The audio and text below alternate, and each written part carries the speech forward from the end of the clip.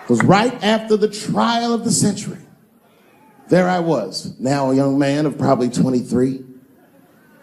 O.J. Simpson was the most famous or infamous face on planet Earth. I was in a restaurant in Beverly Hills with my agents. I wasn't alone in the restaurant, but I was alone. I was the only black person in the restaurant. And in the 90s, that felt very uncomfortable. Now I tend to enjoy it at this age.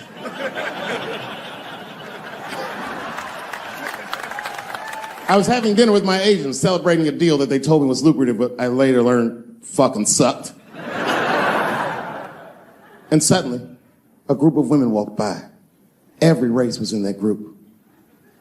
Black, white, Asian, Latina, white, and white again. They were all gorgeous. I watched them walk by. Then, I saw a familiar face. Al Collins, the man from the infamous Bronco chase, walked by and embraced one of the women, and they walked towards the door. Couldn't believe what I saw. And then, close behind him, was O.J. Simpson, newly released from jail. The restaurant fell still. I was shocked. I didn't mean to say it out loud, but it just came out. O.J. He stopped, turned around to see who said it, saw my black face, and correctly assumed it was me.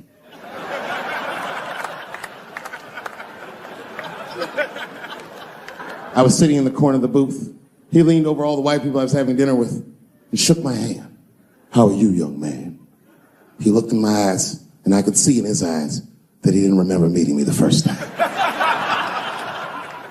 And then he walked away. And I looked back at my agents, and all of them had nothing short of disgust on their faces. And the only one with the courage to voice their disgust was a woman named Sharon, who used to represent me.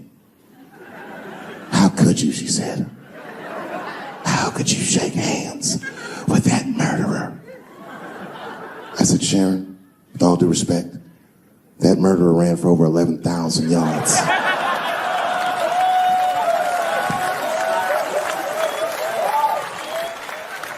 And he was acquitted, so, fuck it. Glove didn't fit. Glove didn't fit. Get over yourself. Some people can't do that. Some people just can't get over themselves. Gay people have a hard time doing that recently.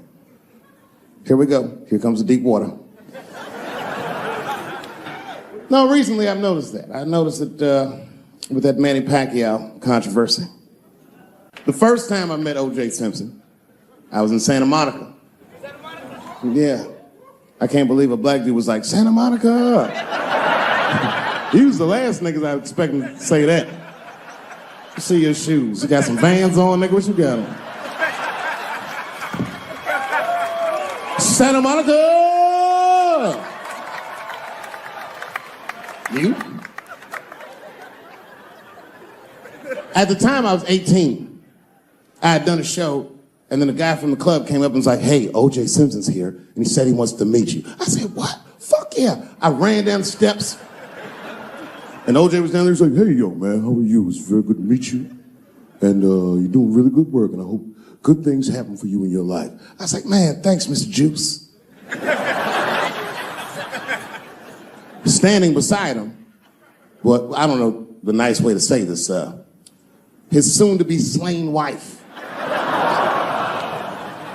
Ladies and gentlemen, man the fuck up or you're not gonna make it through the end of this show.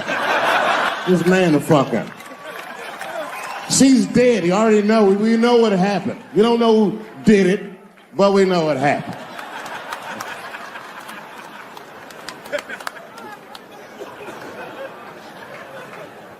I should tell you that woman was very nice to me. She actually embraced me. She said, I think you're adorable. And she hugged me. She goes, good luck to you. And she held me for a long time. And I whispered in her ear, bitch, are you trying to get us both killed?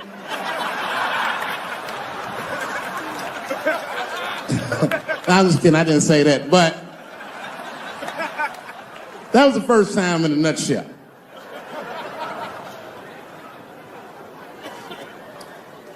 It's good to see so many So many different people here from so many different ethnicities. Very diverse crowd. Looks like you thought Bernie Sanders was gonna come out in this motherfucker, but surprise, it's me. Yeah. Yeah, no. Third time I met O.J. Simpson.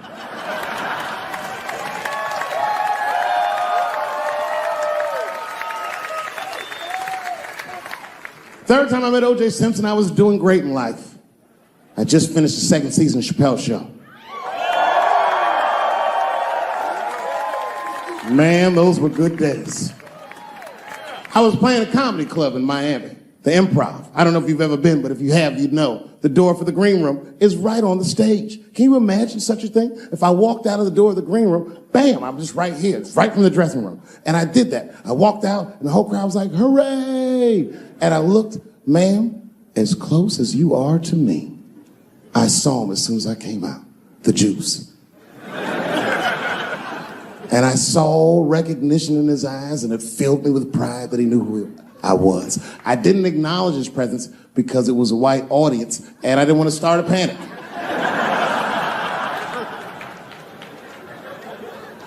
But I did my show.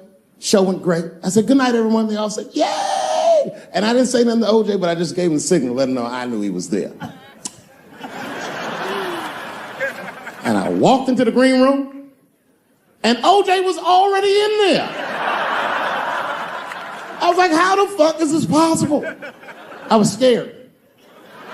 And then my friends came in, and we all started talking. We sat down on the couch, and I'm just telling you what I saw with my own eyes. You can believe me or not believe me. But in my experience, O.J. Simpson, one of the nicest men I'd ever met.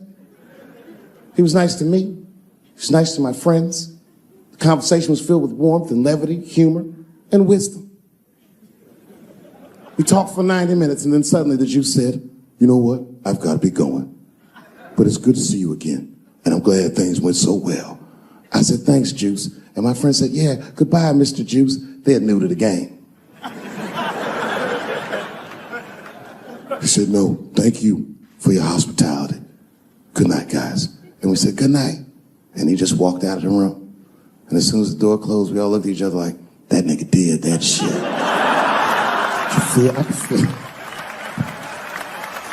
I could feel like murder in the room.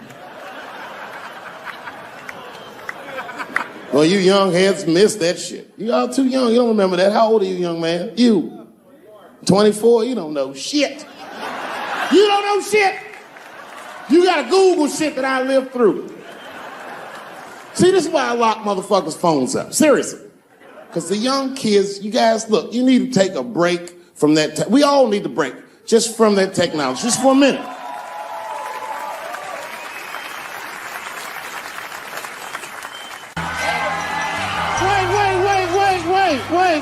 Wait. I forgot. The fourth time I met O.J. Simpson.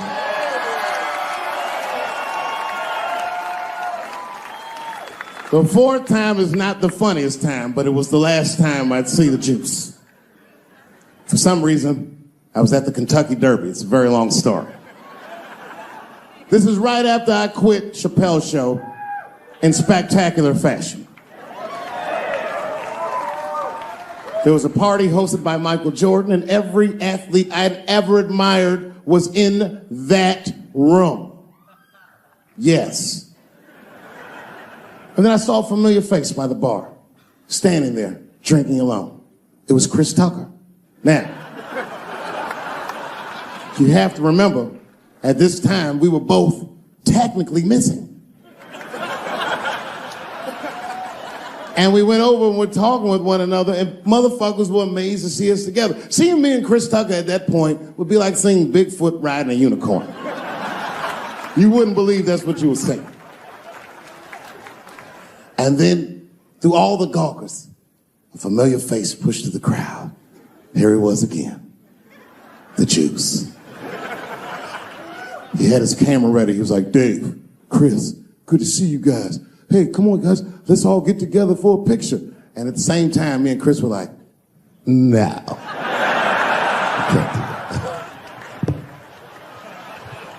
Sorry, Juice, my career's too flimsy to survive a picture with you. Yeah, but this shit is just the worst. I'm seeing it. I can see why. I see why stars are crazy now. These motherfuckers. I went to Disney World with my kids, which is a big deal for me. I don't get to see my kids so much. I do Chappelle show 20 hours a day. Sleep for like half an hour, raise my kids for 10, 20 minutes, and I go back to work. Now, this particular day, I got to hook up with the kids. We went to Disney World. Everybody at the park. Fucking everybody. Hey! I'm Rick James, bitch. Hey, I'm Rick James, bitch. It's like, hey, man, hey. You mind not calling me a bitch in front of my kids? Time out, motherfucker. We take a day off. Even Mickey Mouse did it. I said, this is the most unprofessional shit I have ever seen in my life. Rick James, bitch. Oh, I was fed up. I caught that motherfucker with an uppercut. Bop! Knocked his head clean off. Everybody was screaming. Oh my God, oh my God. Mickey Mouse is Mexican.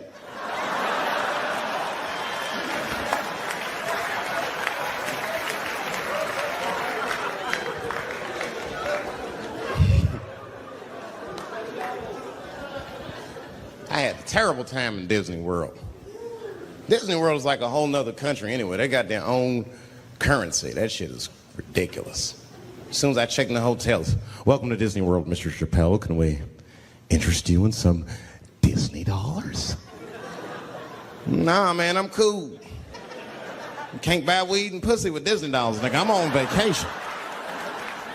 I like them greenbacks. You know what I'm saying? It's the kind of money people spend. People is very particular about that. I saw that. That was one of the main stories from the war. Was the first big thing we did was they said, now that Iraq has been liberated, we have managed to take Saddam Hussein's face off of the money.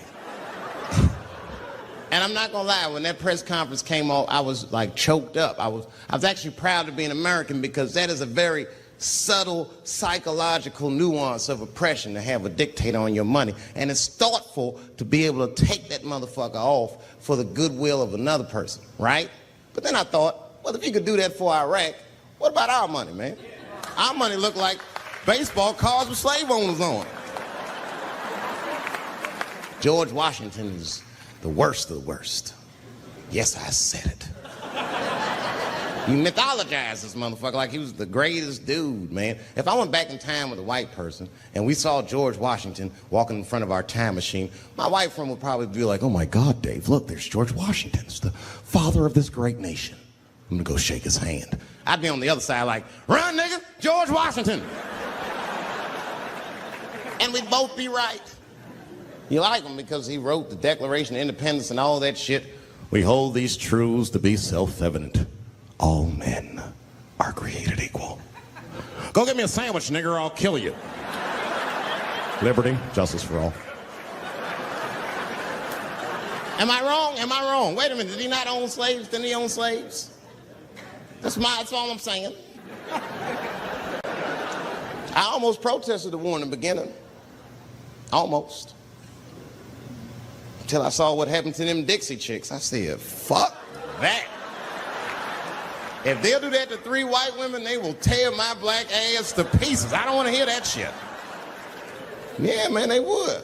But I'm like, for real, why you care so much what the Dixie chicks say? It's not like they political scientists or nothing. They just bitches that can sing good. You know what I mean? Stop worshiping celebrities so much. Just don't listen, don't pay attention.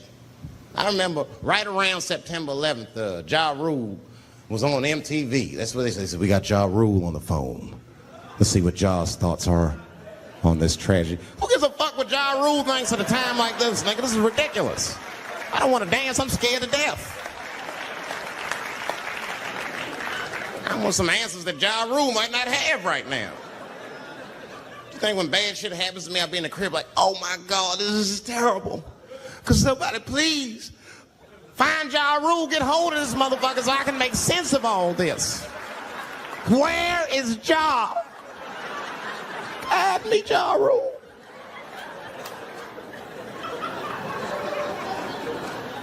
I don't even know why people listen to me.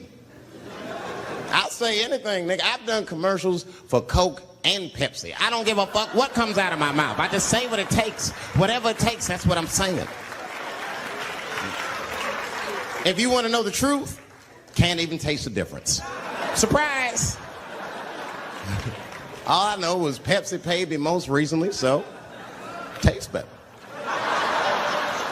It's pretty much how the game goes. I'm just being real, man. There's too much goo-gagging over celebrities. People don't know what's fake and what's real anymore. That's why Bill Cosby and the whole world freaked out on him. For what? For having an opinion? Just because he was selling pudding pops for the last 40 years, people forget that he's a nigga from Philly in the projects, and he might say some real shit from time to time. It's not that big of a deal. I spoke at my old high school, and I told them kids straight up, if you guys are serious about making it out of this ghetto, you gotta focus, you gotta stop blaming white people for your problems, and you've gotta learn how to rap or play basketball or something, nigga. You're trapped. You are trapped. Either do that or sell crack. That's your only options. That's the only way I've ever seen it work. You better get to entertaining these white people, nigga. Get to dancing. Go on out there and be somebody.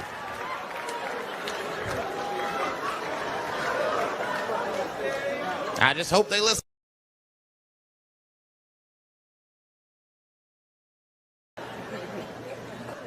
All our stars, man. R. Kelly pissed on his victim. I know, it was rough. But I mean, again, I can't even judge R. Kelly. First of all, we don't know if these allegations are true, and not even if they are true. If you want to know how I feel about it honestly, if a man cannot pee on his fans, I don't want to be in show business anymore because, well, that's why I got in the game, baby. I got dreams too.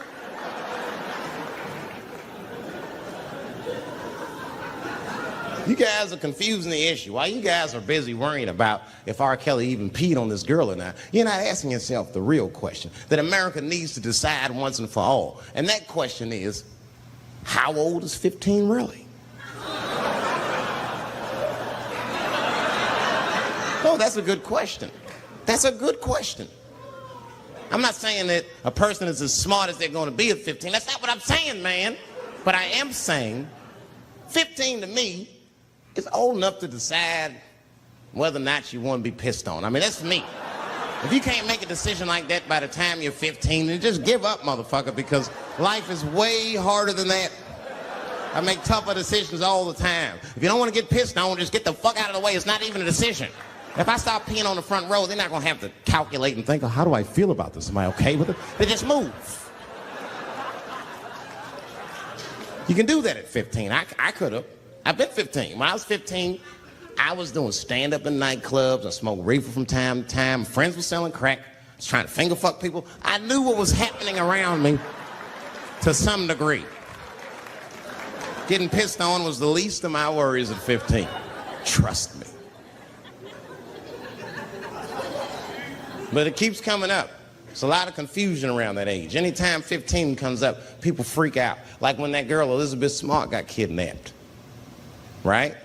Remember in Utah last year, 15-year-old girl Elizabeth Smart was kidnapped, and then they finally found her, and the whole country was relieved. And I was the only one saying, damn, she wasn't that smart after all. Not because she got kidnapped. That could happen to anybody. I'm not knocking her for that. I'm just saying, if you kidnapped me when I was 15, you got to take me further than 8 miles away from my house, man. God damn.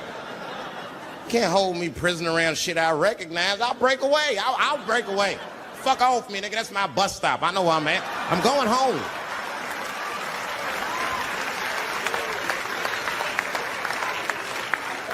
She was missing for 6 months, 8 miles away from my house. That's 2 exits, man. That's nothing.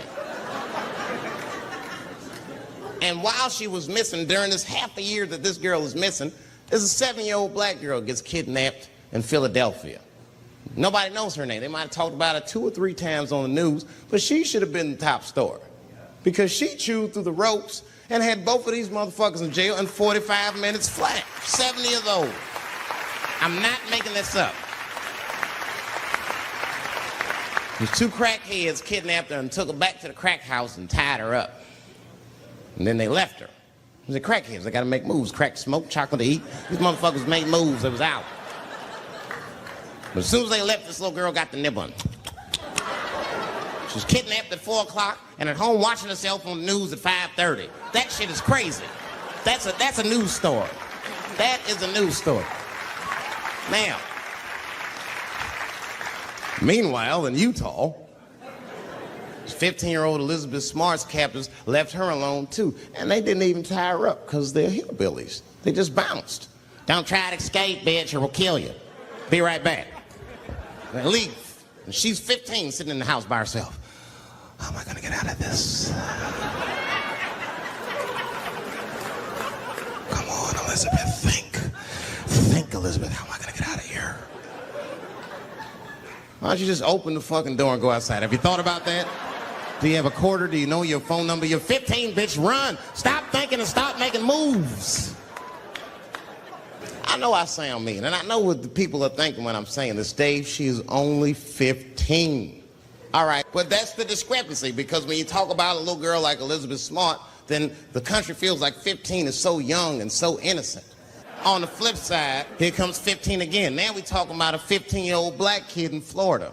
This black kid accidentally killed his neighbor when he's practicing wrestling moves that he saw on TV. Now, was he a kid? No. They gave him life. They always try our 15-year-olds as adults. The nigger knew what he was doing. It's a goddamn pile driver. If this kid gets on the ropes, there's no stopping him. You'd have to send the Rock to arrest him. And they gave a 15-year-old boy life in jail. If you think that it's okay to give him life in jail, then it should be legal to pee on him. That's all I'm saying. You got to make up your mind across the board how old 15 actually is. That's all I'm saying. So I'm going to tell you right now, if somebody comes in here and puts a gun in my head and says, Chappelle, you got a choice to make. You're either going to jail for a month or we'll let you go, but you got to let R. Kelly pee on you. I'm not hesitating. Bring in R. Kelly and tell him to stay away from my ass. I'd rather get pissed on the outside than fucking the butt on the inside, son. I can't go to jail with some smooth Botox balls and think everything's gonna be all right. It's not that kind of place. Take my chance with that piss. Piss will wash off with a 10-minute shower, I'm certain of it. There's piss coming right out.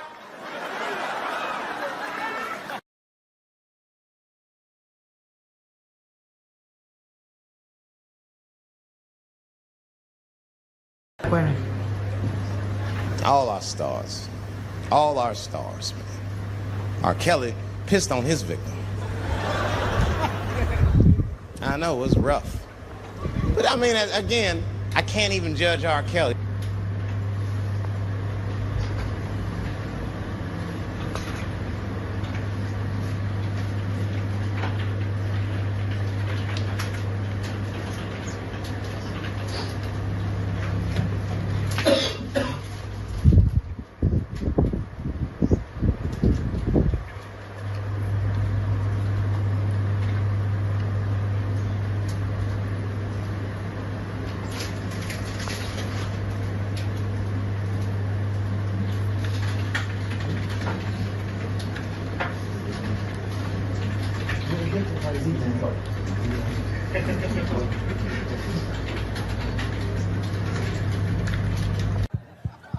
Some other Indians came out the back with a long blanket that was folded in half and put in front of us.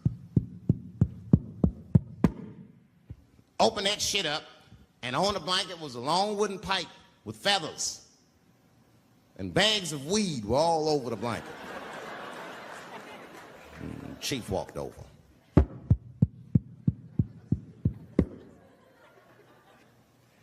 The big ones are 50. The little ones are 25.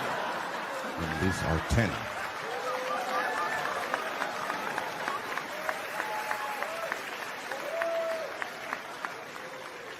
Me and those Indians got high as shit. I was baked. I told the chief, he was talking, I cut him off. Time out, chief. Sorry to interrupt. Fucking smashed, man. The weed's too strong. I'm itching. This is PCP. The spirits have got me. Chief, the spirits have got me. And the chief threw some water in my face. Calm down, black face. Splash! I said, hey, it's black feet, motherfucker. Take it easy.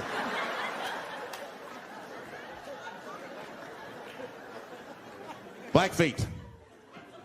You're welcome to stay amongst me and my tribe for the night until the spirits leave you. And they gave me my own teepee to sleep in, which sounds nice. I personally felt like it was a little fucked up, you know, because they all had houses, man. It's like, why can't I sleep with y'all in the house and watch TV? Like, I can't be on this grass all night.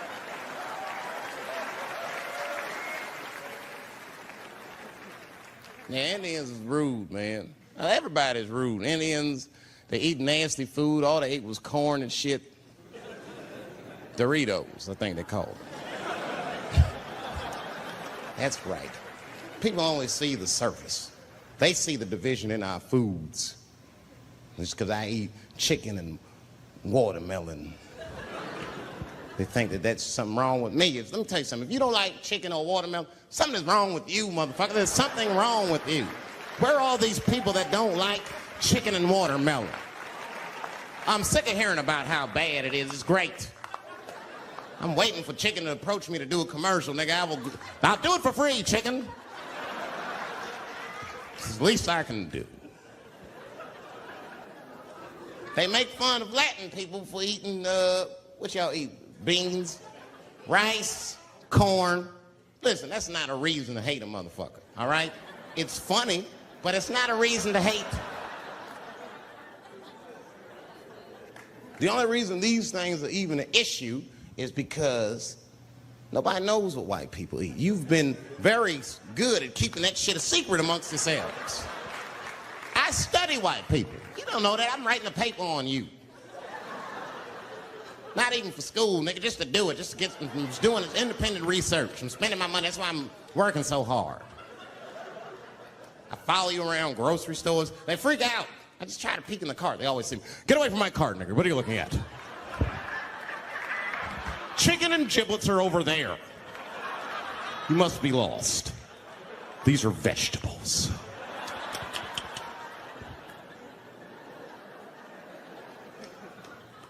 I know what you drink. See how quiet I got? Grape juice. Surprise, motherfuckers, you didn't know I knew about grape juice, did you? Oh, don't play dumb with me. Looking, what is it? A lot of black people don't have the privilege of knowing about grape juice because they have grape drink. It's not the same formula that you get. Ain't no vitamins in that shit. You might have one of your black friends over. Todd, would you care for a glass of grape juice? What? Nigga, what the fuck is juice? I want some grape drink, baby. It's purple. I don't think I know what a grape drink is. What? I have some apple juice if you want. What the fuck is juice? I want some apple drink. Scream.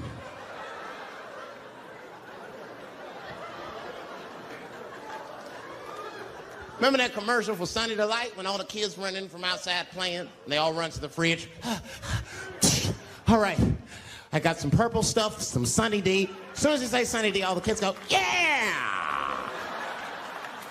Watch the black kid in the back. If you ever see that commercial again, look at that black kid. He'd be like, I want that purple stuff. That's drink, nigga, that is drink. They want drink.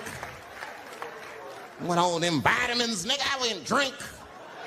Sugar, water, purple. That's the ingredient, sugar, water, and of course, purple. It's too fucking much. I got a lot of things to talk about tonight. First of all, I've stopped smoking weed. With black people, you didn't let me finish, motherfuckers. God damn. I'm sorry, black people, to break the news so publicly, but I can't smoke with you anymore. Every time I smoke weed with my black friends, all you talk about is your trials and tribulations. I'm sick of that shit. I got my own problems. Nigga, that's a waste of weed. I'm smoking weed to run away from my problems, not take on yours. From now on, I smoke weed exclusively with white people. Calm down, motherfuckers. You win by default. You got good weed conversation. All white people talk about when they get high is other times that they got high. I can listen to that shit all night. Dude, remember at Frank's last week? It's fucking smashed, man. And catalogs everything they drink. 2 shots of Jaeger, tequila, 4 bong hits, man, beer, cheeseburger. That shit is great. Only bad part is you cannot pass out around white people. Every time white dudes pass out around each other, they always do some borderline gay shit when the guy's asleep. Frank fell asleep, so he like stuck a carrot in his ass and put shaving cream on his balls. Like, why, motherfucker? Why would you do that to a friend of yours? He trusted you enough to sleep around you. You gonna put a carrot in his ass? Is that nice? I tell you right now, if I put a carrot in a black dude's ass, a nigga will kill you when he wakes up for some shit like that. That is an automatic death sentence on the street. It's a rap for you. I'm gonna kill that motherfucker. I thought y'all was friends, baby. What happened? I fell asleep at his house, right? We was drinking, and I fell asleep at his house, and while I was sleeping, right? I'm just gonna kill that motherfucker, all right? That's all you need to know. And fuck carrots. But everybody's getting along. I see that shit. I see it all around. Blacks and whites don't fight so much. You know who don't have no beef with anybody is Asian people. I see how y'all be doing. Y'all just lay in the cut. Only people Asian people beef with is other Asian people. Like if you call a Korean guy Chinese, I've done this. They will flip out, hey! What make you think I'm Chinese? I am Korean. I look Chinese. Yes, motherfucker, you do look Chinese. That's why I said it. It's an accident. Nigga, to the untrained eye, you all look Chinese to me. It's a mistake. I'm not trying to offend you. Some people say all black people look alike. We don't get bent out of shape. We normally just call those people police, okay? Just learn to live with it. That's all I can tell you.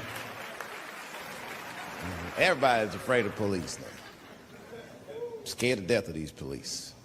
I am, nigga. I got a police scanner. First money I got, this is the first shit I went out, bought me a police scanner. I just listen to these motherfuckers before I go out, just to make sure everything's cool. You hear shit on it. Calling all cars, be on the lookout for a black male between 4'7" and 6'8". Staying in the crib tonight, fuck that. Gotta work on that alibi for a minute. Every black person needs an alibi. I do them impromptu joints. If I'm by myself and need an alibi, I'll just open up the windows in the apartment, turn all the lights on, start beating off right in the window. Look at me. Hey, everybody, look, it's me, Dave Chappelle. I'm crazy, I'm jerking off. Note the time, motherfuckers. It's 2:35. Look at me, I'm jerking off in the window, 2:35. Comedian Dave Chappelle is June 10th. Note the time.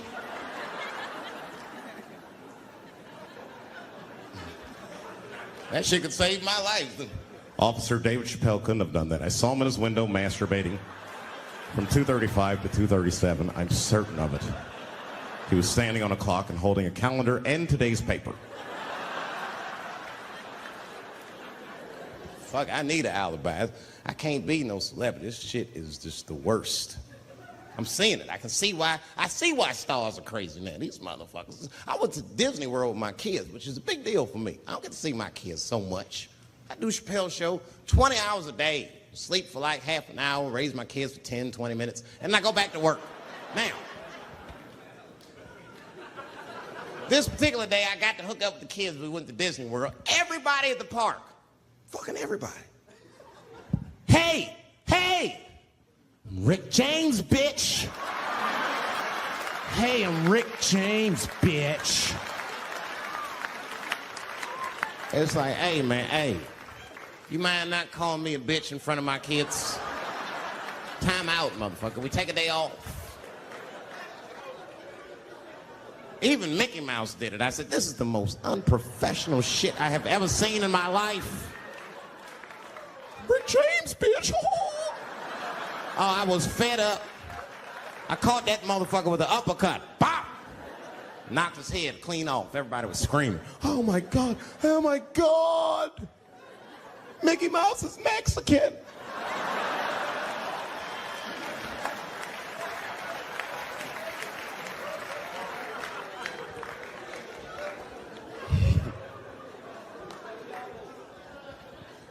I had a terrible time in Disney World.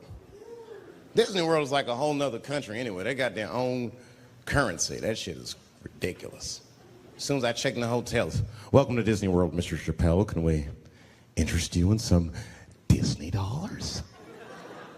Nah, man, I'm cool. You can't buy weed and pussy with Disney dollars. Like, I'm on vacation.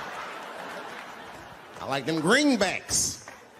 I like them greenbacks. You know what I'm saying? It's the kind of money people spend. People is very particular about that. I saw that. That was one of the main stories from the war. It was the first big thing we did was they said, now that Iraq has been liberated, we have managed to take Saddam Hussein's face off of the money. And I'm not gonna lie, when that press conference came off, I was like choked up. I was actually proud to be an American because that is a very subtle psychological nuance of oppression to have a dictator on your money. And it's thoughtful to be able to take that motherfucker off for the goodwill of another person, right? But then I thought, well, if you could do that for Iraq, what about our money, man? Our money looked like baseball cards with slave owners on. George Washington is the worst of the worst. Yes, I said it. You mythologize this motherfucker like he was the greatest dude, man. If I went back in time with a white person and we saw George Washington walking in front of our time machine, my white friend would probably be like, oh my God, Dave, look, there's George Washington. It's the father of this great nation. I'm gonna go shake his hand. I'd be on the other. There will be peace in Israel finally. I'd vote for Clinton again if I could. At least it's always better.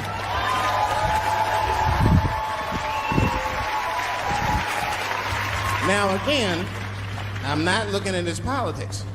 Don't know what his politics are. I'm just looking at his behavior. I understand that kind of behavior. I know a lot of dudes with them shortcomings. Weed smoking fornicators, a lot of them. I mean, come on now, let's be honest. Let's be honest. Bill Clinton was not the first president to do what he did. Now, let's think back for a minute. Remember a guy named Kennedy, John F. Kennedy? Remember him? He fucked Marilyn Monroe. Matter of fact, him and his brother Bobby fucked Marilyn Monroe. And history doesn't talk about that much. You know why history doesn't talk about that much? Because those two pages in history are stuck together. They were getting it on. They were getting it on. I seen the tapes. Remember the tapes she'd be singing on there? She was party, stressing them out. Happy birthday, Mr. President. Bitch, my family's here.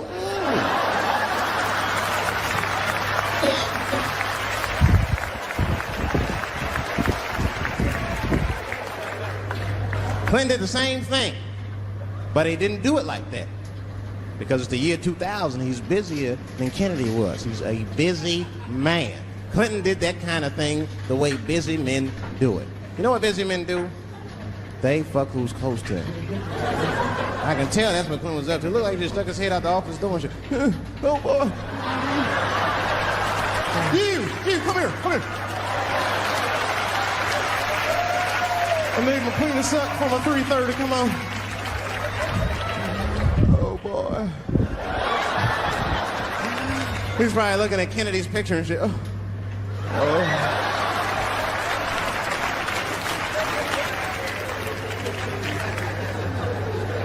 And then to top it off, he lied, which I thought that was special. I did, man. I know how he did. I've been accused of having sex with a girl I did not have sex with before. Let me tell you something. That shit is infuriating. You ever go through that? You know, it'll make you crazy. You be screaming at your best friends. I didn't touch that bitch, nigga. I'll kill you. Fuck you, nigga. I'll kill you. Please believe me. Please believe me.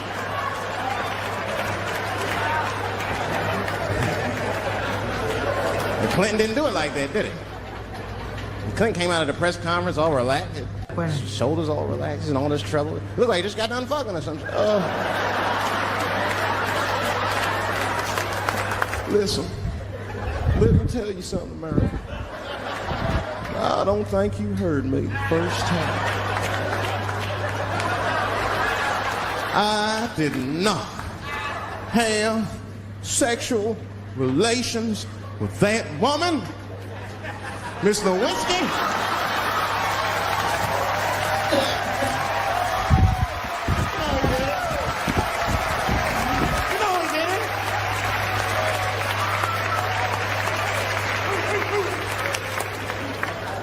Everybody knew what that finger smelled like. Nobody cared.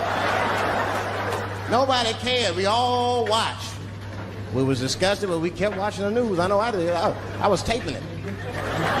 See, I'd be at the crib like, baby, turn the lights off. The news is coming on. Every week on 60 Minutes was a different girl accusing Clinton. Remember Kathleen Willey came out? She was upset. The president called me into his office. He began massaging my breast slowly. I'm sorry.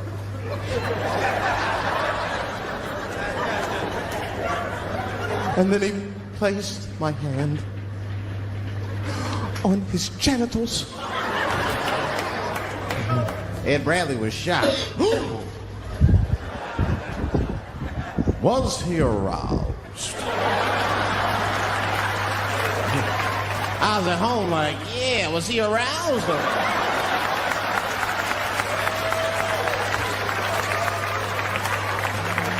And then Ed Bradley looked right in the camera. He said, don't bust that nut yet. We'll be right back.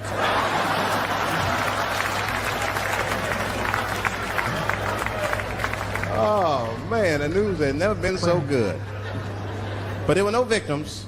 There were no victims. Only one I feel sorry for is that Lewinsky. I feel a little sorry for her. Don't y'all feel a little sorry for her? God damn, y'all, come on, man. That's a hard thing to be famous for, man. I mean, nobody want to be the most famous cocksucker of all times and shit. I feel bad for her. Not even the women feel sorry for her a little bit, ladies. Now that's jealousy. That's what that is. I mean, come on, yo, that's one dick that girl sucked. It's gonna haunt her for the rest of her life. Long after she spent that money up, that's still gonna haunt her. I know there's a lot of women in here with at least one dick they regret. And I bet you it wasn't a president's dick. I bet you worked at Kenny Shoes or Safeway or some shit like that. Don't go judging her. Don't go judging her. See, we gotta stop judging people. That girl was young, and she made a mistake that young girls make. She wanted to fuck a powerful man. Period. That's as far as she thought it through. She wasn't thinking about how powerful the president was. She had no wisdom. An older woman would have helped everybody. An older woman would have been in there. You know, you should lower taxes.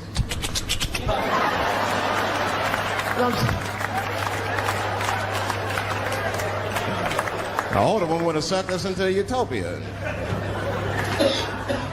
The last thing I'm going to say about it is this, that he is a famous man. I have dreamt of being famous, but I never dreamt of being that famous. I never understood how famous a president was. But imagine if somebody could suck your dick and then they're famous. You understand what I'm saying? That's crazy.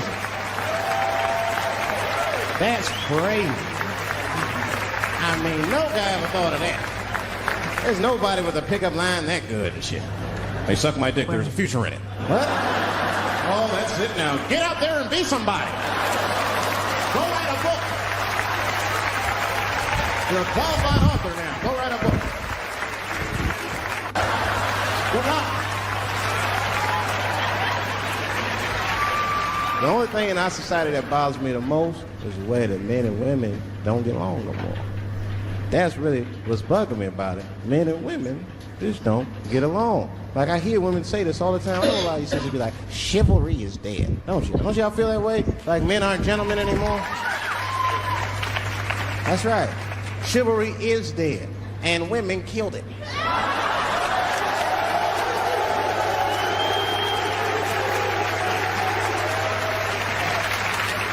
There's a fundamental difference in the way we're going to see things. We're not going to see eye to eye on this issue. We're just not. Our tests in life are different. A woman's test in life is material. A man's test in life is a woman. Now, by test, I mean that those are the things that we desire. Men have nice cars. Not because they like nice cars, because they know women like nice cars. That's how it goes. Because men are hunters, and the car is the bait. And a woman comes and says, ooh, nice Porsche. Gotcha, bitch.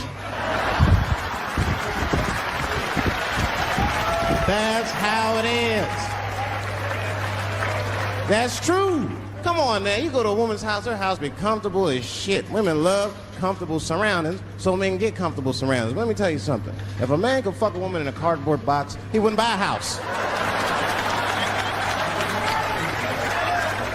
But that's still not where chivalry got killed. Chivalry got killed by the feminist movement on the magazines that got women going crazy, because women got too much advice about men from other women. And they don't know what the fuck they're talking about.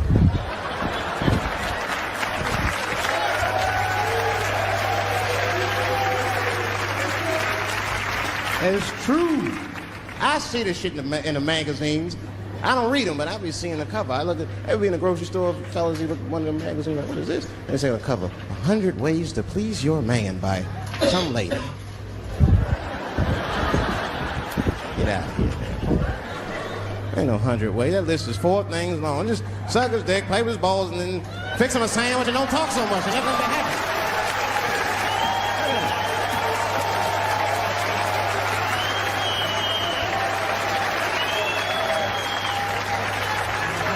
And then the magazines trick the women.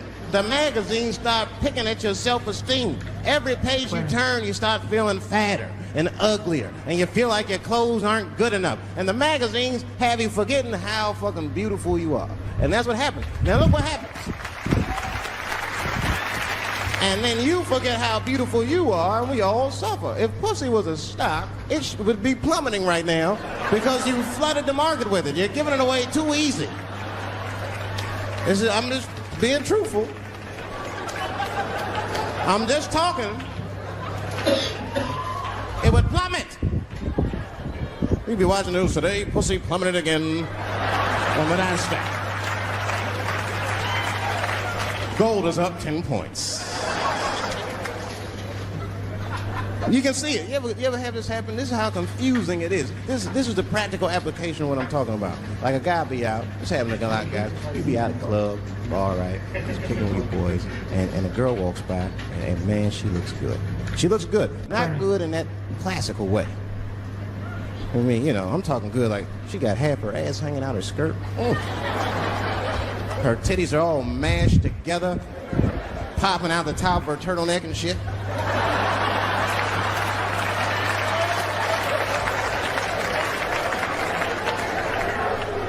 And you with your buddies, right? You with your buddies, you got a couple drinks in you, and you see a girl like this, you might try to talk to her. This might not come out right. I don't know what you say, but damn, look at them titties! The girl gets mad and she, wait a minute. Just because I'm dressed this way does not make me a whore. Which is true. Gentlemen, that is true. Just because they dress a certain way doesn't mean they are a certain way. Don't ever forget it. But ladies, you must understand that that is fucking confusing. Just is. Now that would be like me, Dave Chappelle the comedian, walking around the streets in a cop uniform. Somebody might run up on me. Oh, thank God. Officer, help us. Come on, they're over here. Help us. I'm like, oh. Just because I'm dressed this way does not make me a police officer. You understand what I'm saying? It's like, all right, lady, fine. You are not a whore. But you are wearing a whore's uniform, I'll tell you that shit right now. Little misunderstandings can happen. And then men, we misunderstand women a lot. You know, we always undermine their feelings. You can't do that to them. You can't. Because, see, feelings are, see how they clapping? Feelings are very important to women. They are all important. I'm just learning this shit. Everything's based on how they feel. You can hear when they tell stories. You ever hear a man tell a story, it'd be just facts. Who, what, when, where, why. It was me and Bob, we was at Safeway. Then that nigga Bob said this, then I punched that nigga, and then I broke out. That's the story. That's the story. Women tell stories, all these feelings. Well, first of all, you have to understand, I was on my period, and I just talked to my mother, so I was feeling like, God damn, there's too many feelings. What the fuck? You gotta talk about them. That's how they always get me. I'll be sitting there, watching TV, chilling and shit. My old lady come up to me. David, we need to talk. Fuck! I don't say that out loud. That's how I feel inside. Because I know every time we need to talk about some shit that I gotta do. We don't ever have to talk about anything she needs to do.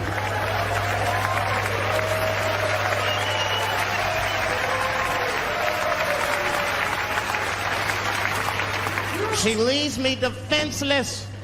I have to do what I have to do. David, we need to talk. Nah. Don't do that to me, David. This is serious. Stop talking in that voice. No, see.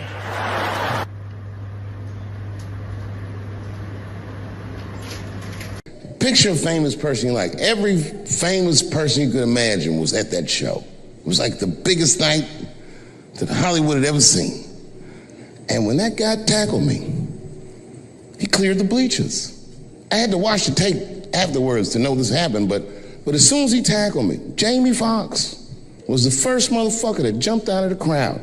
He was wearing a white cowboy hat like he knew this shit was gonna happen to him. Never seen this nigga in a cowboy hat before. And Jamie started chasing that motherfucker around like any given Sunday. And that kid was fast as shit, was juking and shaking, and it broke Jamie's ankles, and he just kept running.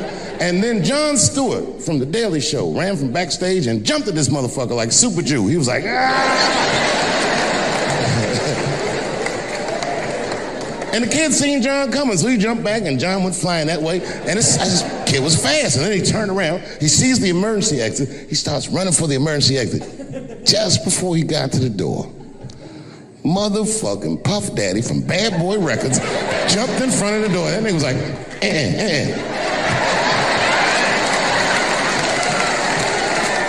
Boy, Puffy got that motherfucker. And then every celebrity just ran out because every celebrity saw themselves in me, and they just started beating the fuck out of that kid. And I know Chris was backstage looking like, nobody helped me.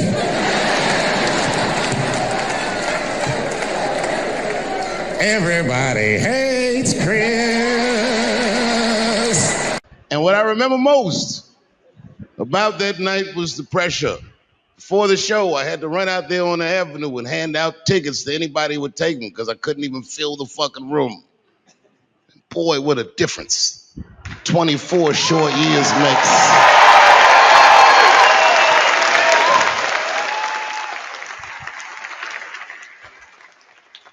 And right before that time, my father had died. He never lived to see me do it. And when he died, I was inconsolable. I thought I'd never smile or laugh again. And the only thing that got me out of that space was a comedian friend of mine, the late, great Norm Macdonald. That's right. Shout out to Norm. And what Norm did, which I'll never forget, is he knew that I was the biggest Jim Carrey fan in the world. Now, I'm not going to go all into it, but Jim Carrey is talented in a way that you can't practice, rehearse. What a God-given talent. I was fascinated with him. And Norm knew that. And he called me up and he goes, Dave, he says, I'm doing a movie with Jim Carrey. Do you want to meet him? And I said, fuck, yes, I do. And it was the first time I could remember since my father died being excited. And the movie was called Man on the Moon. I didn't know any of this. And in this movie, Jim Carrey was playing another comedian I admired, the late, great Andy Kaufman. Yes, and Jim Carrey was so immersed in that role that from the moment he woke up to the time he went to bed at night, he would live his life as Andy Kaufman. I didn't know that. When they said cut, this nigga was still Andy Kaufman. So much so that everybody on the crew called him Andy. I didn't know any of that. I just went there to meet him, and when he walked into the room where we were supposed to meet, I screamed, Jim Carrey! And everyone said, no! Call him Andy. And I didn't understand. And then he came over and he was acting weird. I didn't know he was acting like Andy Kaufman. Just like, hey, how you doing? And I was like, hello. Andy? Now, in hindsight, how fucking lucky am I that I got to see one of the greatest artists of my time immersed in one of his most challenging processes ever. Very lucky to have seen that. But as it was happening, I was very disappointed. Because I wanted to meet Jim Carrey, and I had to pretend this nigga was Andy Kaufman all afternoon. And he was clearly Jim Carrey. I could look at him and I could see he was Jim Carrey. Anyway, I say all that to say, that's how trans people make me feel. My wife's friend Stuart told me that. My wife has a lot of gay friends. Stuart's their leader. She has a lot of gay friends. And I don't like them. Not because they're gay, I'm just judging them on the merits of their character. They're just not nice dudes. They're rude house guests. They're sitting on my couch, giggling with my wife, eating my mother macaroons. And I come in, they act like the party's over. Hey, Stuart, what's going on? This guy talks to me the way a cat would speak if a cat could talk. Hi, David. He always wants to have some kind of gay political argument. The last one was about a petition in federal court to take the words husband and wife out of the law. I said, well, why would you want those words out the law? He said, because it discriminates against same-sex couples. I was like, niggas, please save me the semantics. Just trust me, take your chips and get the fuck out of the casino. You're about to crap out. Go outside, talk that over amongst yourselves, and whichever one of you is gayer, that's the wife. Okay. Before I did Killing Them Softly, when I was 22, HBO gave me the biggest opportunity of my life at that time. They gave me a half-hour special, but this shit was not like a special, you know what I mean? It was like, it was generic. It didn't even have a title. It was just Dave Chappelle. And I shot it in San Francisco at a place called Broadway Studios, which is on the second floor of a building. And beneath Broadway Studios is a nightclub. And the special was only supposed to be 30 minutes. And I got ready, I practiced, I did all the shit I was supposed to do. And the night that I taped, 20 minutes into my 30-minute set, I'll never forget this, music started blasting from the nightclub underneath. You could hear it real loud, and it fucked my whole show up, and I was devastated. I was a young man. I really believed in what I was doing, and I thought that my dream had been killed. So when I got off stage, I ran down the steps to the alley behind Broadway Studios and where the control trucks are parked, and I kicked that motherfucking door open, and I started yelling at all the producers. I was nobody in show business, just a guy that believed in us. I said, man, so you fucked everything up. That fucking music, what the fuck were you thinking? And there was a guy who was a big-time producer, I ain't saying no names, and he stood up, and he said, hey, kid, sit the fuck down. He said, we didn't ruin anything. He said, we made a deal with that nightclub to not play music, and they didn't honor the deal. And I said, who didn't honor the deal? And he pointed to a guy. I'll never forget it. It was an old white man sitting in the Ford Taurus by himself. And he said, that guy right there. And I didn't waste no time or ask no questions. I went to that Ford Taurus and I beat on that window and I said, open the door, motherfucker, I want to talk to you. And that old man looked at me for 1 second and wisely drove the fuck off. And left me in the alley cussing at anybody who would listen. And 2 minutes later, literally 120 seconds later, couldn't have been any more than that, the doors of the kitchen in the alley of that nightclub underneath Broadway Studios flung open. And that old man was standing there, that same old man with reinforcements. He had 2 big goons with him, and he looked at me, and he was calm as a cucumber. He said, you, come here.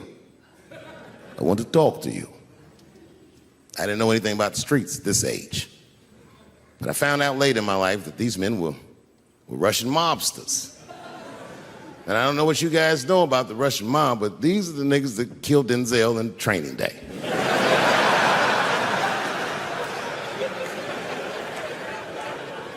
And all the producers knew what I was up against. They said, Dave, do not go in there. And I said, fuck y'all. And I walked right into that kitchen, and they closed the doors behind me, and it got dark as fuck in there. And I knew, I'm not dumb, I knew I was in a bad situation. But you have to understand, I believed in what I was doing, and I didn't give a fuck. Just kept cussing at these motherfuckers, telling them how they ruined my life. And that old man couldn't believe that I was talking all this shit. And as soon as I took a breath, he stopped me gently. He said, hey, kid, listen. Your friends lied to you. He said, we made a deal, but your friends never paid me. And when he said that, I realized I was locked in the kitchen.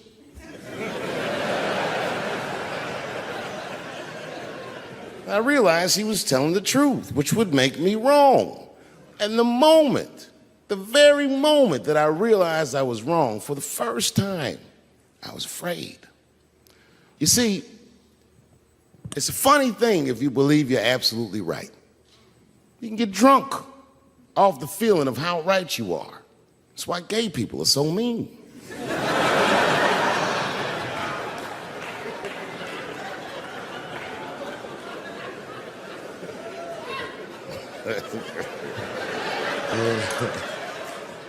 But I didn't buckle. You guys would have been very proud of me. I was scared, but I didn't buckle. I said, well then, sir, I owe you an apology. But I believe that no matter what reason that music was playing, it ruined my life. And that old man looked at me with sympathy in his eyes. And he walked over to me and he gently placed his hand on my cheek, which I gotta tell you, is a very emasculating thing to do. I was standing there looking at this nigga's hand on my cheek like that.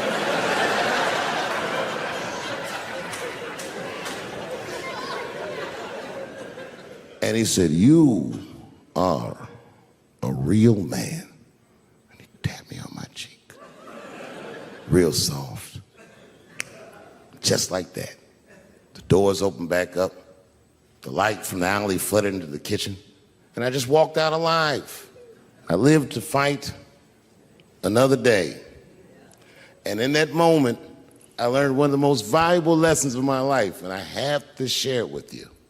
And that lesson is this. In your life, in any given moment, the strongest dream in that moment wins that moment. I am a very powerful dreamer. Yeah, I'm not lying.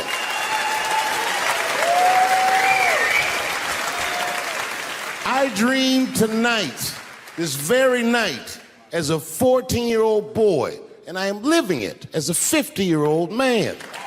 My dreams are very strong. Today, I walked all around Washington. I used to be poor in this city, and all day people just said, hey, Dave, like they knew me personally, and I felt like I knew them.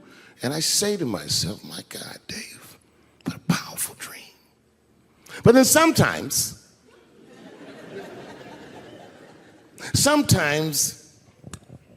I feel regular.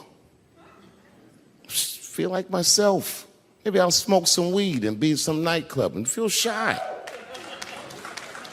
But I'll look across the nightclub and I'll see some guy that no one's ever heard of. But this nigga worked all week and got bottle service. And his bitches bringing Moet with sparklers to him. And I picture in my mind he's Persian. He's doing some kind of weird Persian dance. And he got 6 bitches at his table because he got so much liquor, and they all call his name. Go Cena, go Cena. And I'll be looking across the room like, oh my God, I'm in that guy's dream. I can hear him telling his friends, hey, how was the club last night? Man, that shit was fantastic. I had bottle service. I seen Dave Chappelle across the club looking at me like, ooh, who was that? And that's the trick to life. You have to be wise enough to know when you were living in your dream. And you have to be humble enough to accept when you're in someone else's. It's why I don't judge between Will Smith and Chris Rock. Because you guys look at them as big ideas, but I look at them as fellow dreamers. I can't judge between them because I see myself in both of them.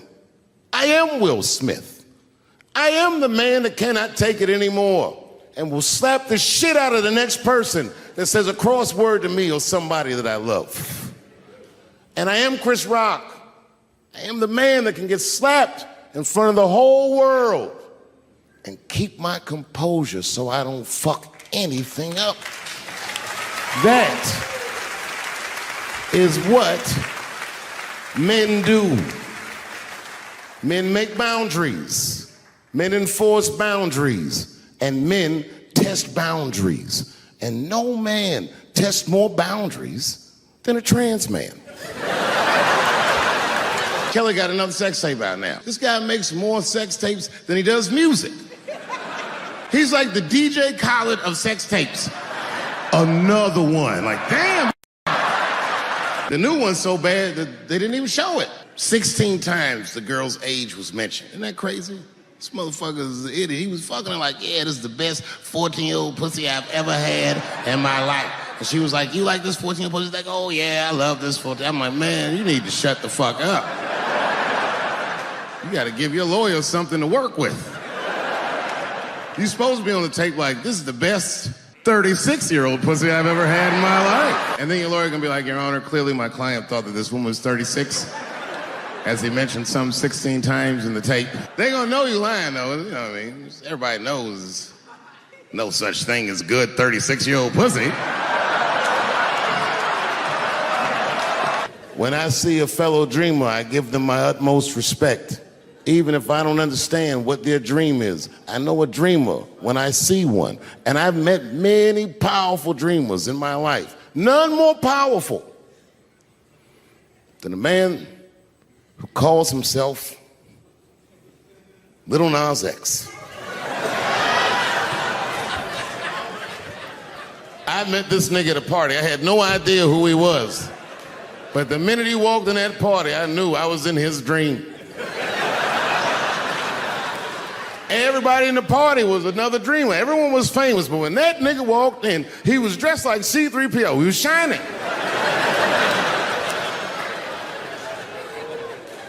And everyone was like, oh my God, there he is. That's Little Nas X. I didn't know who he was. And for some reason, out of all them dreamers, he walked right up to me.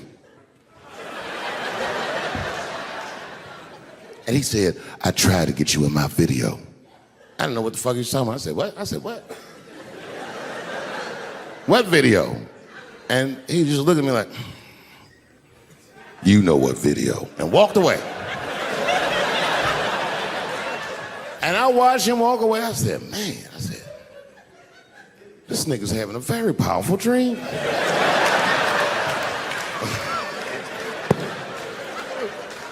You know what it reminded me of? It reminded me of when we was in grade school. Remember in grade school, the teacher would ask everybody what they want to be? Timmy, what do you want to be when you grow up? And Timmy acted like he had an idea. He'd stand up, he'd say, I want to be a fireman. And the teacher would say, Timmy, that is a beautiful dream. But Timmy didn't mean it. Timmy said he wanted to be a fireman because deep down, Timmy's attracted to fire. And by the time he's 14 years old, this nigga's a full-blown pyromaniac, playing with kerosene and matches like a goddamn expert. And then one night he goes downtown with his buddies, fucking around with fire, and burns a warehouse down. And he doesn't know it, but there's 13 migrant workers from El Salvador, and they're in that motherfucker. They get trapped, and then they die in the fire. Isn't that a tragedy? It was an accident. He's only 14 years old, but he's black. So they try him as an adult. And Timmy ends up spending the rest of his life in jail. Dream deferred. Burp, burp.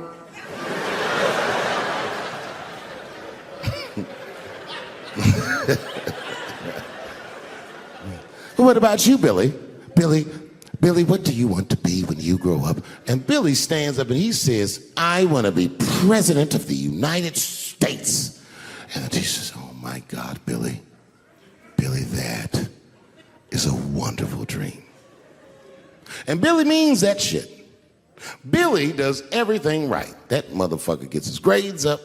He joins student government. He even does extracurricular activities like show choir just to make his resume look good. He's on track to be president, but junior year he wipes. When he's 16, he gets his girlfriend pregnant and has to drop out of high school to make ends meet. But lucky for him, the local Walmart's hiring. By the time he's 20 years old, this motherfucker makes assistant manager at Walmart. He's the youngest one in the district. He says, oh my God, if I can keep this up for 4 more years, I could be a manager.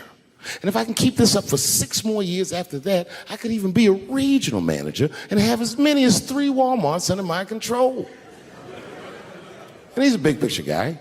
He sees where this path is going, so he kills himself.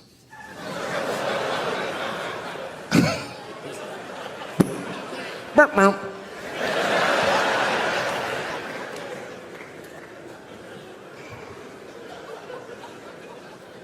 Well, what about you? What do you want to be when you grow up? I don't want to say, because I don't want the other kids to laugh at me. Who cares if they laugh?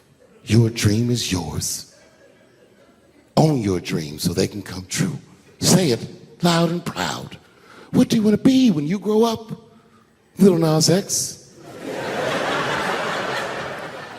That nigga stood up in front of the whole class. I want to be the gayest nigga that ever lived. I want to do a music video and slide down a stripper pole all the way to the depths of hell and suck the devil's dick at 10 o'clock on BET while all the kids are awake and can see me.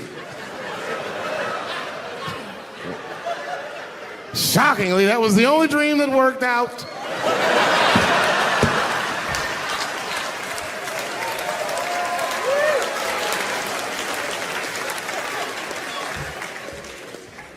That's why I'm here tonight in the city where I built the dreams that I live. Because I wanted to tell you all that they came true. And I wanted to thank you all for making the man that I am today.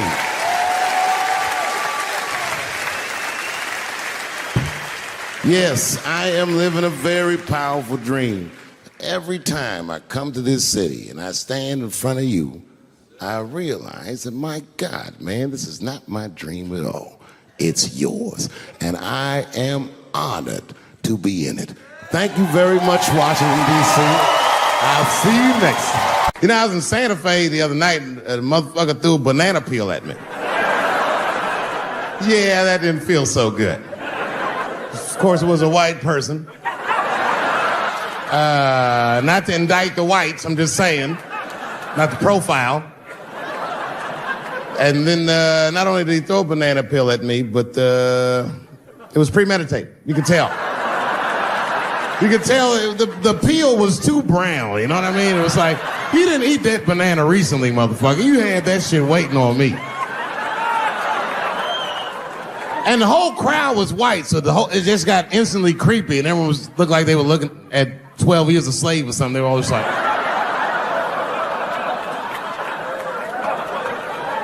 who the fuck does that?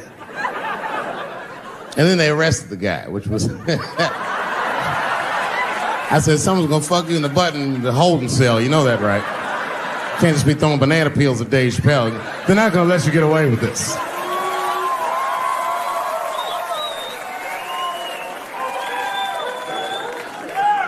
And the press called me up like, do you have a statement? A statement? For a fucking banana peel? No, I don't have anything to say. This guy was like fucking famous for throwing a banana peel at me. 20 years from now, he's gonna be tucking his kids into bed and the kid gonna be like, Daddy, tell him about the day that you threw that banana peel at that nigger in Santa Fe. Boy, I'll tell you what, that black motherfucker had it coming. I saw his name up on the marquee about a week before. I said, man, if I could just get close enough to meet him. Throw a banana on that nigger. Fucking banana gate. I didn't even like...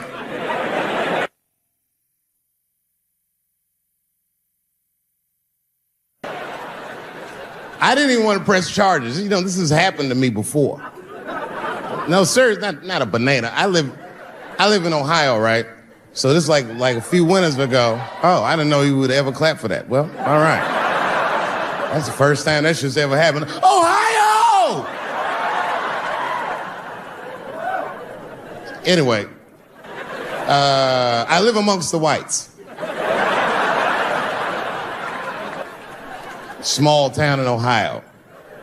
And it was wintertime, and it had snowed recently, so there were huge snowdrifts on the street. I was walking with my sister. Now, my sister was dressed in all Muslim garb, as were her children. And I was dressed as Dave Chappelle. And we were walking and just talking about something, and a car sped around the corner, and the window came down, and somebody threw a snowball and hit me right in my shoulder. I didn't know what was going on. Why was this happening? Because I'm black. Because she's Muslim, because I'm Dave Chappelle. I couldn't tell. But again, I knew it was premeditated.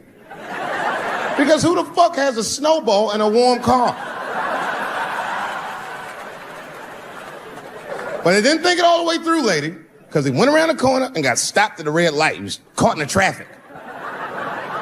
So then I ran out into the street and I just tapped on his window. Hey, my man, can I just talk to you guys for a second? Come on out for a second. I just want to talk to you. There's 4 young white dudes in the car. They were like, just chill, bro. I said, relax. I just want to talk. Now, this is an old black trick. Really, I didn't want to talk. I was going to fuck them up. So, if you're ever caught in traffic and a black guy starts saying he just want to talk to you, don't open the door, nigga. And even if he's me, smiling at you.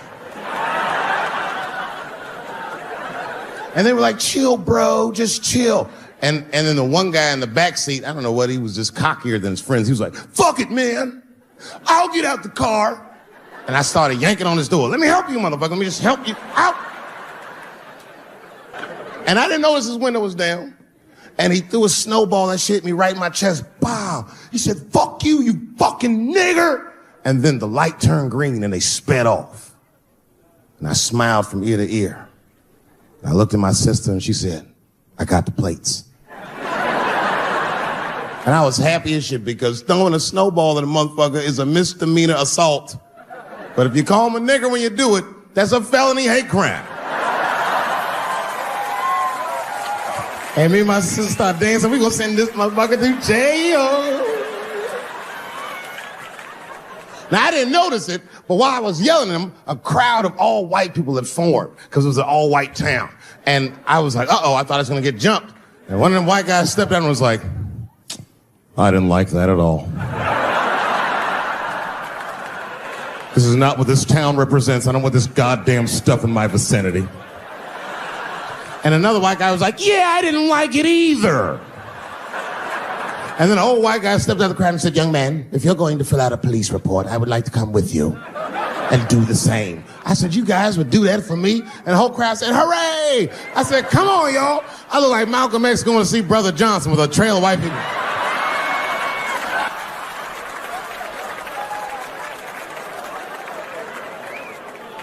Unreal. Hour later, we was all just sitting in the police station, and the police came in, they're like, well, Mr. Chappelle, 16 identical police reports. We ran the tags, 2 young men that had their mother's car. We have all 4 suspects in holding. Their mother is here. It's up to you. Whatever you want to do. If you want to press charges, we'll move forward. Mr. Chappelle, are you okay? Huh? Sorry about that, officer. I'm a little flustered. I've never been in a position where I could decide the fate of white children before, but it's weighing heavy on me, sir. And I really can't decide. And I saw a lady pacing back and forth in the hallway, and I said, is that? He goes, yes, that's their mother. Well, can I speak to her before I make a decision? And when the mom came in, she saw it was me. She busted out crying. Oh, God, oh, no, I don't want him to go to jail. I am so sorry. I didn't raise him to do this. We love your comedy. We love you at the house. I said, miss, please, just, all right, look, I don't necessarily want your son to go to jail either. But what he did was pretty fucked up. So, is there something we can do short of jail just to let him know that he's wrong? She goes, oh, I don't know. What did you have in mind? Miss, I've never been in this position before. Oh, you know what we could do? I don't know if I'm asking too much, but maybe if you could just suck my dick a little bit. Just a little bit. I'm not gonna finish. I just want you to do it enough so that I can tell him you did it.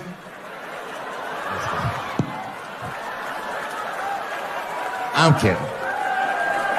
I'm kidding. Which for something better. What I'm doing is adding value to their lunch. She doesn't understand these types of things. Anyway, she gets mad at me. Well, she's mad at me now because I got myself in trouble. I got myself extorted, which happens in this business. I come home from the road. There was a FedEx sitting on the kitchen table, and it was addressed to me, so I opened it. I don't know who delivered it. And there was a video cassette inside with a note written on it that said, gotcha. Oh, my God.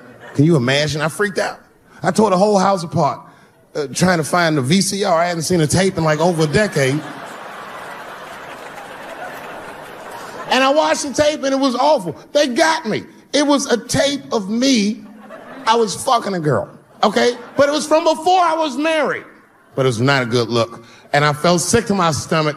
And I looked up at the clock and then I saw my wife was coming home in 10 minutes and I just panicked. I jerked off to the tape real fast. And then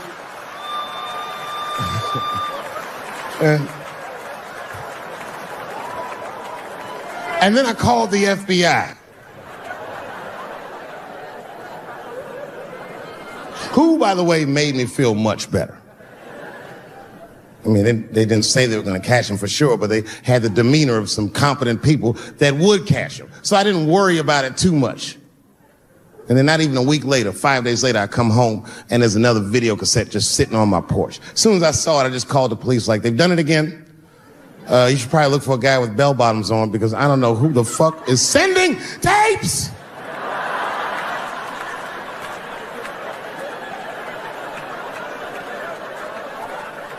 And that second tape was the worst shit I'd ever seen in my life. It was awful. Career-ending bad. It was a tape of me jerking off to the tape a week earlier. I don't even know how they'd even get such a thing. I had to explain all of this to my wife. She was very mad. No thing in this world is as cold as a woman's cold shoulder. Because she was mad, but she wouldn't talk to me about it. She would just punish me in little ways. Make me do shit that I hate to do. Like pick the kids up from school. That's one thing she made me do. That's a hardship for me. I got one son that goes to a public school, and his little brother goes to a private school. It's an experiment. I just want to see what's going to happen to him.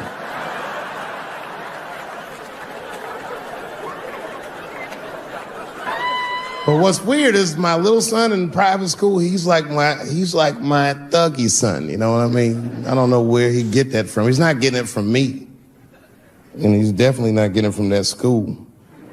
That school is it's a liberal school. It's the kind of school, there might be like 12 black students in the entire school. And I'm the only black parent.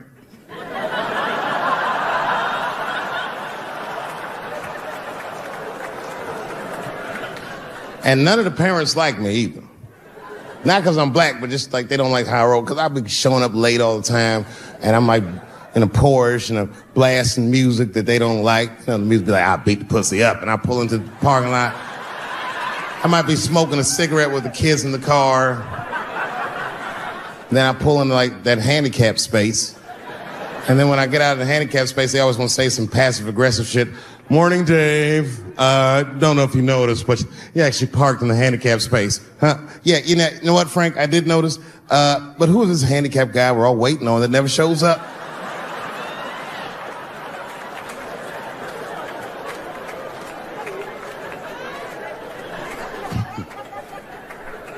So I hate going over to that school. The only parents that are nice to me is a lesbian couple, Kate and Sarah. Actually, Kate hates my guts. Sarah knows that I'm black and she's half black, so she just understands me. You know what I'm saying? I can't explain it. Because I'll say shit and Kate's just too serious about being a lesbian. I'll be like, hey, Kate, hey, Sarah, you guys gonna do the father-son picnic next week? How's that gonna work?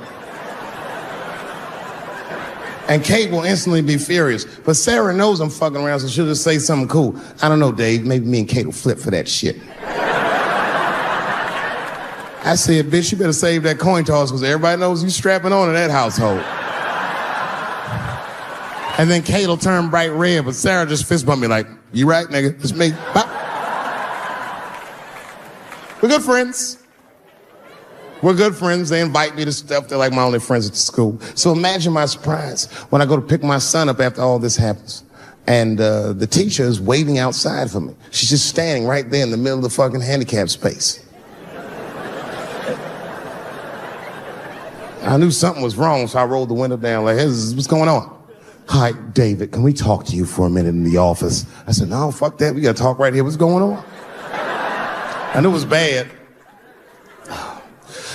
Ibrahim had a fight. I said, a fight? Don't worry. Everyone's okay. I said, everyone? What happened? Well, that's it. We don't know what happened because he won't talk to anybody. All we know is that he punched Sarah Jr. in the face. I said, oh no. Sarah's one of the only parents I'm not sure I can beat up in this school. Just then, Kate and Sarah pulled up to pick up their daughter, and then we all had to go into the office. And I was really worried because I didn't want them to kick me out of the school. And then they brought my son in, he was crying. They brought him in like a prisoner. He was like, oh. I said, son, just stop crying, calm down. Do not look at these mean faces. I need you to look at my face. And I need you to tell me the truth, buddy. All right? Just tell me the truth. Is it true? Did you punch that girl, Sarah Jr., in the face? I was trying to give him a signal to lie, but he didn't pick up on it. I was like,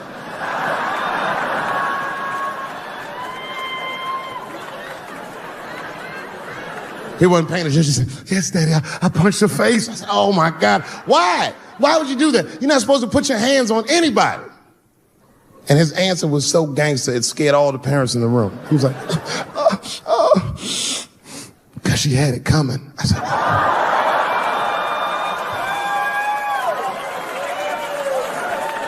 And everyone looked at me. I said, I did not teach you. I don't know where he got that from. I said, what does that mean, son? That is crazy talk. What does that mean? And then he just started crying like he was Tupac. Oh, these kids keep fucking with me.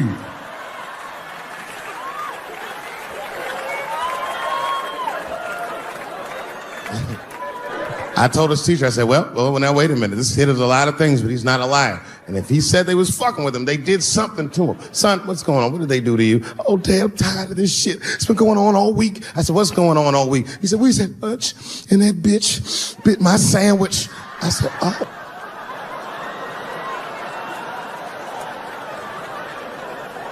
He said, it's the 4th time this week. I'm tired of this sandwich biting bitch. I said, stop using that word. Let's go home. That's a quiet car ride home. We got to the house. He just ran right up to his room, slammed the door. His mother came downstairs. By then, she had heard about everything. She was looking at me like, oh, my God. I said, I know. It's fucked up. She said, you bit that goddamn sandwich, didn't you, Dad? I said, I'm tired of you accusing me of shit. And I just ran out of the house. Jumped in my car and drove off. Of course I bit that sandwich. But I knew that she was just really mad about that tape, so now she was gonna punish me about a fucking sandwich I bit. And I was mad as fuck. You know what I said to myself? I said, I should just never go home. Fuck this shit. You know, by the way, that's how people used to get divorced in the 40s. Wasn't no divorce court in America. Back in those days, if you want to get out your marriage, you just tell your wife, hey, baby, I'm going to get a pack of cigarettes. I'll be right back. You would just leave with the clothes on your back. That's when men were men. And there was no internet back then, so you could move 11 miles away and have a whole new life.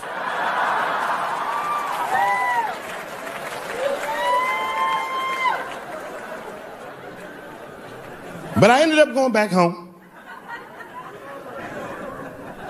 Late at night, I came in the room and she was actually changing for bed. You can always tell your wife is mad at you when they cover their titties up when you're walking. Oh. Let those titties out, it's me, baby. Can we just talk about this for a minute? She said, David, there's nothing to talk about. I already know you bit the sandwich. And don't go looking for the lunch, I hid it. I said, I don't want to talk about that sandwich, baby. I want to talk about it. The tape. I know that's why you're mad. It was a very difficult conversation. I had to crack a few jokes, and she laughed a little, and it helped her relax. And we started talking, and then she cracked a few jokes that hurt my feelings, honestly, but...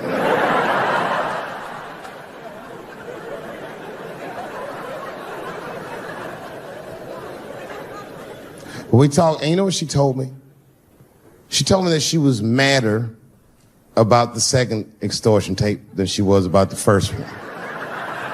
Which doesn't make sense at all. What's wrong with a guy touching his own private parts? It's my own business. It's not like I do it all the time. As a matter of fact, sometimes I do it for her benefit. A lot of guys do this. It's called the mercy jerk. That's the one that happens in the middle of the night when you're about to roll on top of it and you see her face and you're like, she looks tired. That takes a lot of love and discipline to back out of a room with a rock hard dick. Sometimes I don't make it. Uh-oh. Someone fell asleep with their socks off, didn't they? You can't rape feet. You can't rape feet. Only time I jerk off now is if I know how long she'll be gone. It's the only way I can get my head in the game. Sometimes she'll tell me, Dave, I'm gonna take the kid to my mom real quick. Probably back in a couple of hours. A couple hours?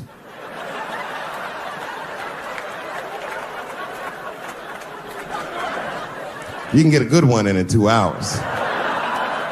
That's the kind of session where you'll take all your clothes off. I'll be butt naked in the living room like, get these fucking toys out of my way. Disgusting. Foot all on the coffee table, just stroking it out and taking my time. And I got a bowl of cereal waiting for me right here.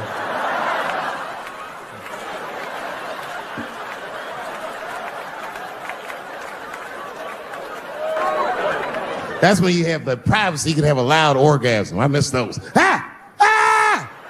Ah!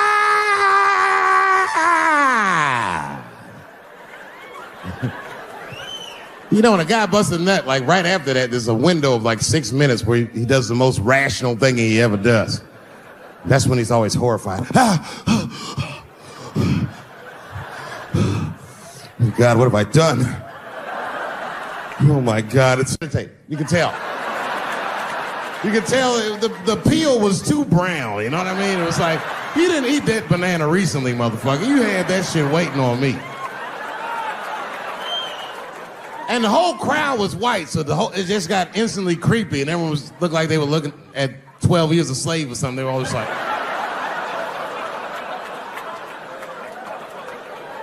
Who the fuck does that? And then they arrested the guy, which was... I said, someone's gonna fuck you in the butt in the holding cell. You know that, right? Can't just be throwing banana peels at Dave Chappelle. They're not gonna let you get away with this.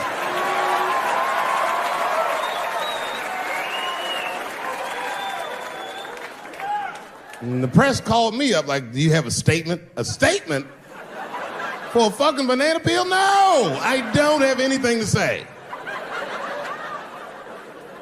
This guy was like fucking famous for throwing a banana peel at me. 20 years from now, he's gonna be tucking his kids into bed and the kid gonna be like, Daddy, tell him about the day that you threw that banana peel at that nigger in Santa Fe. Boy, I'll tell you what, that black motherfucker had it coming. I saw his name up on the marquee about a week before. I said, man, if I could just get close enough to meet him. Throw a banana on that nigger. Fucking banana gate. I didn't even want to press charges. You know, this has happened to me before. No, sir, it's not a banana. I live in Ohio, right? So this is like a few winters ago. Oh, I didn't know you would ever clap for that. Well, all right. That's the first time that shit's ever happened. Ohio! Anyway, I live amongst the whites. Small town in Ohio. And it was wintertime, and it had snowed recently, so there were huge snowdrifts on the street. I was walking with my sister. Now, my sister was dressed in all Muslim garb, as were her children. And I was dressed as Dave Chappelle. And we were walking and just talking about something, and a car sped around the corner, and the window came down, and somebody threw a snowball and hit me right in my shoulder. I didn't know what was going on. Why was this happening? Because I'm black, because she's Muslim, because I'm Dave Chappelle. I couldn't tell. But again, I knew it was premeditated. Because who the fuck has a snowball in a warm car? But I didn't think it all the way through, lady, because he went around the corner and got stopped at a red light. He was caught in the traffic. So then I ran out into the street and I just tapped on his window. Hey, my man, can I just talk to you guys for a second? Come on out for a second. I just want to talk to you. There's 4 young white dudes in the car. They were like, just chill, bro. I said, relax. I just want to talk. Now, this is an old black trick. Really, I didn't want to talk. I was going to fuck them up. So, if you're ever caught in traffic and a black guy starts saying he just want to talk to you, don't open the door, nigga. And even if he's me, smiling at you. And they were like, chill, bro, just chill. And then the one guy in the back seat, I don't know what, he was just cockier than his friends. He was like, fuck it, man. I'll get out the car. And I started yanking on his door. Let me help you, motherfucker. Let me just help you out. And I didn't notice his window was down. And he threw a snowball and shit hit me right in my chest. Pow. He said, fuck you, you fucking nigger. And then the light turned green and they sped off. And I smiled from ear to ear. I looked at my sister and she said, I got the plates. And I was happy as shit because throwing a snowball at a motherfucker is a misdemeanor assault. But if you call him a nigger when you do it, that's a felony hate crime. And me and my sister start dancing. We gonna send this motherfucker to jail. Now, I didn't notice it, but while I was yelling at him, a crowd of all white people had formed because it was an all-white town. And I was like, uh-oh, I thought I was gonna get jumped. And one of them white guys stepped out and was like, I didn't like that at all. This is not what this town represents. I don't want this goddamn stuff in my vicinity. And another white guy was like, yeah, I didn't like it either. And then an old white guy stepped out of the crowd and said, young man, if you're going to fill out a police report, I would like to come with you and do the same. I said, you guys would do that for me? And the whole crowd said, hooray! I said, come on, y'all. I look like Malcolm X going to see Brother Johnson with a trail of white people.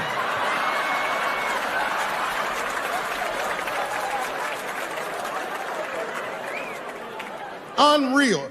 Hour later, we was all just sitting in the police station, and the police came in and like, well, Mr. Chappelle, 16 identical police reports. We ran the tags, 2 young men that had their mother's car. We have all 4 suspects in holding. Their mother is here. It's up to you. Whatever you want to do. If you want to press charges, we'll move forward. Mr. Chappelle, are you okay? Huh? Sorry about that, officer. I'm a little flustered. I've never been in a position where I could decide the fate of white children before, but It's weighing heavy on me, sir. And I really can't decide. And I saw a lady pacing back and forth in the hallway, and I said, is that? He goes, yes, that's their mother. Well, can I speak to her before I make a decision? And when the mom came in, she saw it was me. She busted out crying. Oh, God, oh, no, I don't want him to go to jail. I am so sorry. I didn't raise him to do this. We love your comedy. We love you at the house. I said, miss, please, just, all right, look, I don't necessarily want your son to go to jail either. But what he did was pretty fucked up. So, is there something we can do short of jail just to let him know that he's wrong? She goes, oh, I don't know. What did you have in mind? Miss, I've never been in this position before. Oh, you know what we could do? I don't know if I'm asking too much, but maybe if you could just suck my dick a little bit. Just a little bit. I'm not gonna finish. I just want you to do it enough so that I can tell him you did it.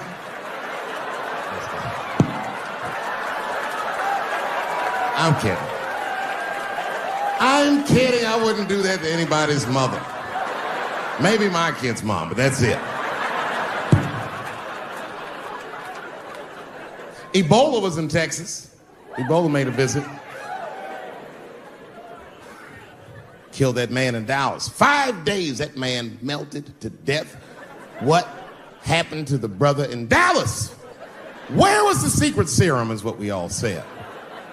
I remember in the beginning of Ebola, there were 2 American doctors that got sick in Africa. They flew them in a private jet straight to Atlanta to the CDC. I didn't even know CDC saw patients. There it was said they administered what the New York Times called a secret serum. I don't know what's in it. It's just like Colonel Sanders' recipe.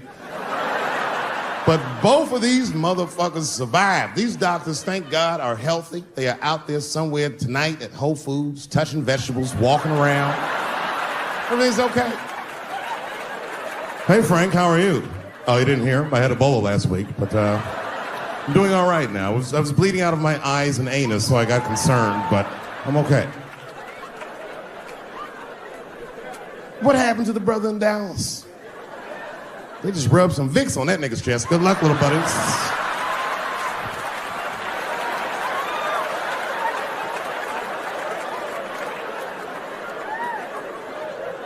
I knew he wasn't going to make it. I already know. Sad. I saw in the New York Times, they said Ebola is the new AIDS. Whew. Isn't that something? Here I am thinking that old AIDS was working just fine. And they already have a new AIDS out. Isn't that amazing how they do that? Isn't it weird how there's a disease that just starts in 1980 and it doesn't kill anybody but niggas, fags, and junkies? Isn't that a fucking amazing coincidence that this disease hates everybody that old white people hate?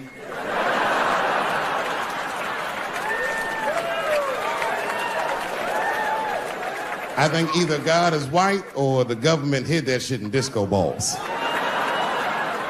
Only fun people get AIDS. Last month on the front of the New York Times, the measles was a headline. I had to check the date of the paper. I was like, measles, what is this, 1850? What the fuck is this? Why is measles in the news? Turns out they were trying to decide if mandatory vaccinations for children is the way we all want to go.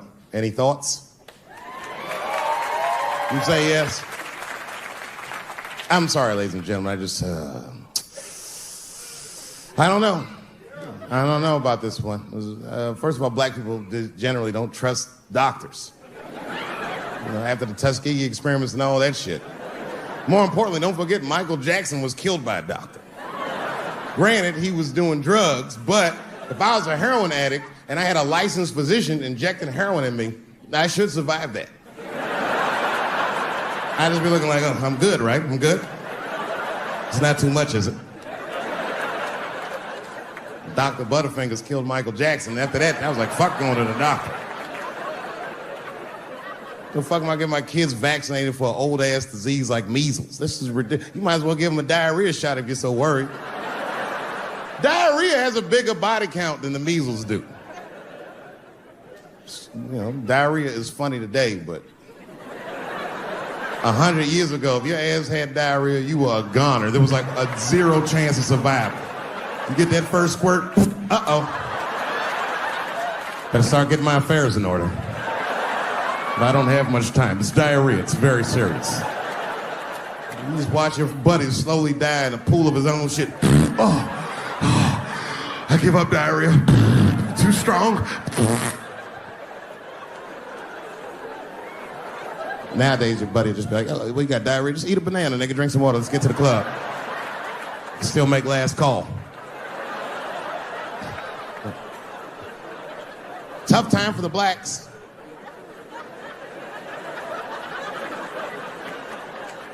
These are not good times for the blacks. I don't know if you know what I'm talking about, right? Police are killing us again. It's a very unfortunate set of circumstances because we were doing very well. You know, America has a racial hot seat. I think we can all agree that that's the truth.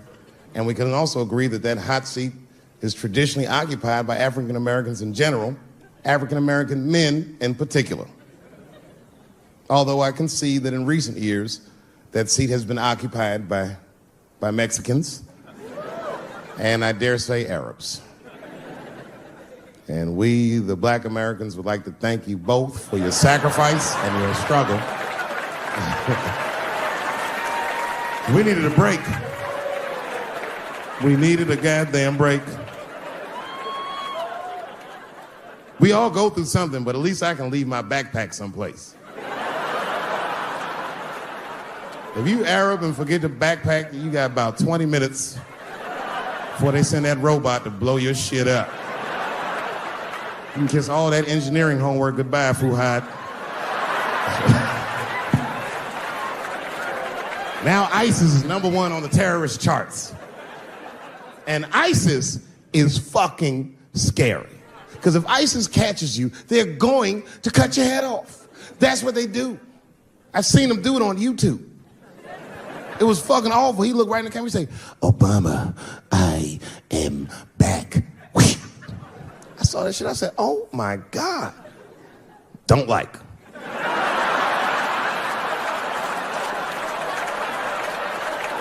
How is this guy cutting people's heads off on YouTube? I can't even post a dick pic, and this motherfucker is decapitating people.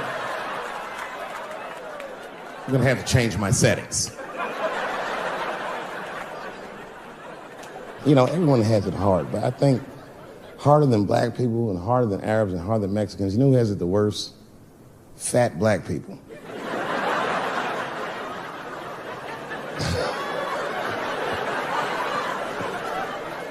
It's hard for white people to understand, but that's what I'm saying is very true. Fat black people have a really rough road, because all manner of things kill white people, but you know what kills more black people than anything, more than police and terrorism? Salt, nigga, regular ass table salt. Here, white people are getting Ebola cures and shit, and meanwhile, I'm dying from fucking the flavoring.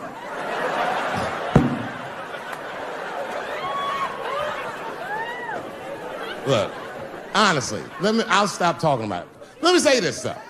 Let me just say this. Can we all just say that we see